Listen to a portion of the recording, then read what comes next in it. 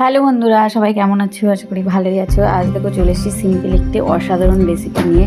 এটা যতটা সিম্পল দেখতে ততটাই অসাধারণ খেতে। তো দেখো কাটি কচুর তরকারি, কাটি কচুগুলো আমরা কেটে নিয়েছি, কেটে ভালো করে ধুয়ে নুন মাখিয়ে রেখে দিয়েছি। এবার কড়াইয়ে তেল গরম হয়ে গেলে আমরা রাঁধুনি ফোড়ন দিয়ে দেবো। তো দেখো রাঁধুনিটা নিয়ে ভালো করে ডলে ধুলো ঝেড়ে দিয়ে দিচ্ছি, কারণ রাঁধুনির মধ্যে একটু ধুলো থাকে। আর দুটো মতো শুকনো লঙ্কা দিয়ে দিয়েছি ফোড়নে। এবার আমরা দিয়ে দেবো কাটি কচুটা। দেখো কাটি কচুটা নুন মাখিয়ে রেখে দিয়েছিলাম আমি করছি।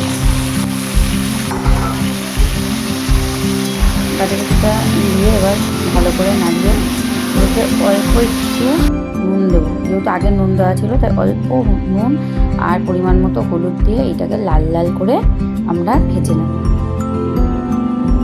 বন্ধুরা এই রেসিপিটা একদমই সিম্পল, সাধারণ। তোমরা নিরামিষের দিনে এটা অবশ্যই বানাতে পারো, আর খুব সুন্দর খেতে লাগে, কোনো মশলা ছাড়াই। মাত্র 5 মিনিটে এটা রান্না হয়ে যাবে। আমাদের এখানে লাল লাল করে ভাজা হয়ে গেছে। এবার আমরা পরিমাণ মতো জল দিয়ে দেবো, দিয়ে এটাকে সেদ্ধ করতে ঢাকা দিয়ে দেবো।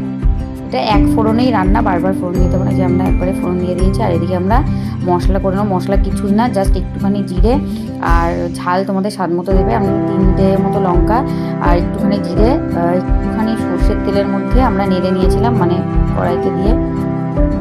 দেখো আমাদের মশলাটা হয়ে গেছে, আর এদিকে আমাদের তরকারিটাও হয়ে গেছে। পুরো কাটি কচুটা পুরো সেদ্ধ হয়ে গেছে, কি সুন্দর কালার এসছে। আর এই মশলাটা আমরা দিয়ে ভালো করে নাড়িয়ে নেবো। আর এই যে ধনে পাতা কুচি দিয়ে দিলাম। বন্ধুরা এই রেসিপিটা যদি ভালো লেগে থাকে তোমরা অবশ্যই লাইক কমেন্ট সাবস্ক্রাইব করে দিও প্লিজ। আর যদি ফেসবুকে দেখে থাকো অবশ্যই লাইক কমেন্ট আর শেয়ার করে দিও, আর ফলো করে দিও প্লিজ। সকলে ভালো থেকো, টাটা। আর এই রেসিপিটা অবশ্যই বানিয়ে খেও একবার।